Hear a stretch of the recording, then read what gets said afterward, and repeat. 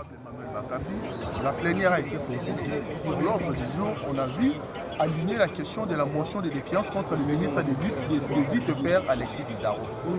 À la fin de la plénière, le scénario laisse à désirer. Comment interprétez-vous la communication du bureau par rapport au décor même qui a été planté concernant cette motion?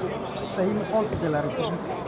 C'est une honte en même temps du gouvernement et une honte pour notre bureau de l'Assemblée nationale.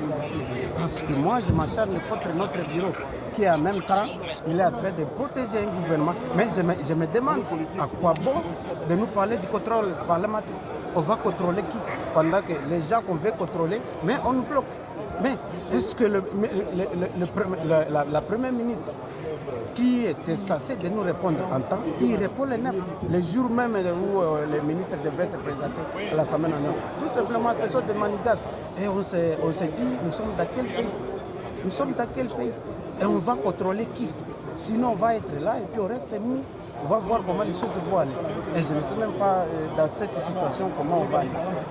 Selon votre règlement intérieur, la question devait être alignée 24 heures après. Aujourd'hui, nous parlons de plus de 2 semaines. Est-ce que cette question vaut la peine d'être encore débattue? Non, est-ce que à qui la faute? Est-ce que c'est la faute aux motionnaires ou c'est la faute au bureau de l'Assemblée nationale ou bien c'est la faute au gouvernement? Parce que Madame la ministre répond toujours à retard. Si vous allez voir des correspondances qu'on a lues, en tout cas, toutefois, elle répond à retard parce qu'elle sait qu'elle doit protéger Bizarro et il n'y a pas de problème. Tout ne finit pas aujourd'hui. Et puis avec un ordre de mission, on ne sait pas, déjà bien informé qu'il devrait se présenter à l'Assemblée nationale. Mais il faut signer un ordre de démission pour aller au cassé. Je ne sais pas faire quoi. Et moi d'ailleurs, je ne sais même pas. Et je suis sûr qu'il n'est même pas parti. Vous pensez que... Et c'est tout simplement une manigance. Vous pensez qu'il a fait sciemment? Non, ce n'est pas une honte pour l'Assemblée, une honte pour la République du Congo, la République démocratique du Congo, parce que c'est la honte en même temps du gouvernement, du bureau de l'Assemblée nationale et tout un peuple qui nous suit. Et maintenant, le peuple nous prend quand même en témoin parce que nous faisons notre travail et c'est ce gouvernement-là qu'on a investi qui attrape tout ce que le peuple attendait. Est-ce que demain, on pourra avoir une motion contre la première ministre ou tout le membre du gouvernement? Non, ça c'est autre chose. Ça va aller comme ça, nous allons monter déjà. Mais comment interprétez-vous l'absence du président de l'Assemblée nationale? Bon, vous voulez que je réponde à la place du président? Il a dit qu'il était dans une réunion interinstitutionnelle.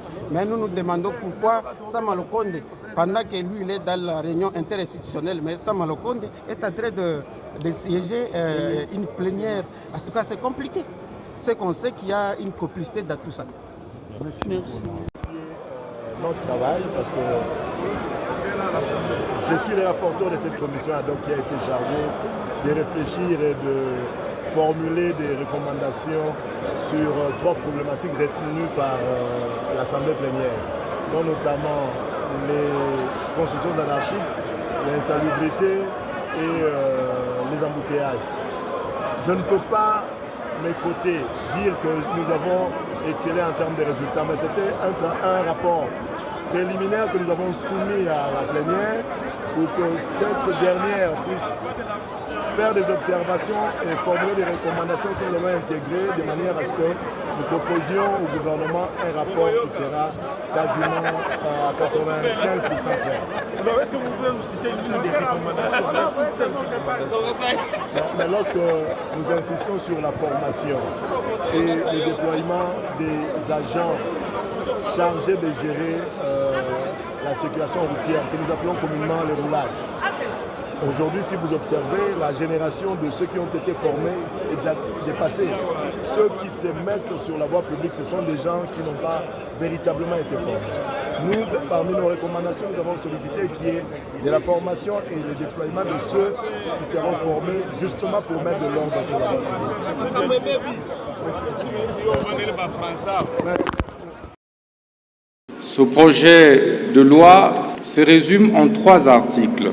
Le premier consacre l'autorisation de prorogation de l'état de siège qui prend cours à partir du 8 décembre 2024. Le deuxième article, quant à lui, consacre l'abrogation des dispositions antérieures.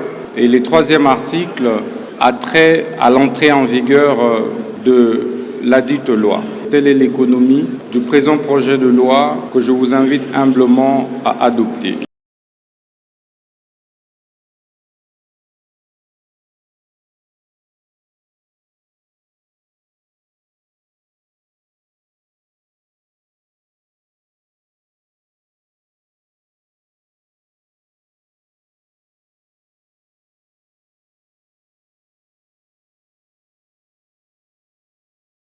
Est-ce qu'à présent, nous pouvons nous prononcer qui sont pour, qui sont contre, qui s'abstiennent?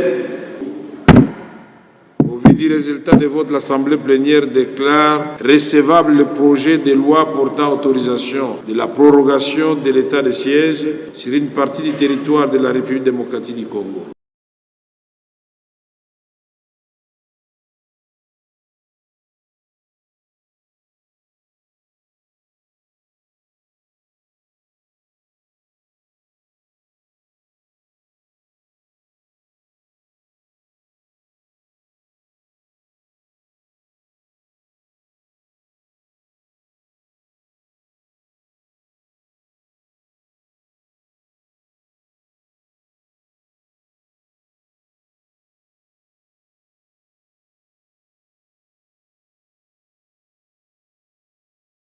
Pourquoi est-ce que nous sommes ici? Depuis 2021, avant d'abord l'instauration de l'état de siège, les EDF n'avaient jamais tiré à Mangina, ils n'avaient jamais tiré à Katanda, ils n'avaient jamais tiré à Kabasha, à Kalunguta, ils n'avaient jamais tiré dans le territoire de Lubero, ils n'avaient jamais tiré dans le territoire de Mambasa, avant l'état de siège. Mais aujourd'hui, ils ont non seulement élargi leur champ d'action pendant l'état de siège, alors que tous, nous savons que l'état de siège était restauré pour ramener la paix chez nous. C'est pourquoi nous vous demandons, très chers représentants et chers présidents de l'Assemblée nationale, de pouvoir songer à la question de Beni.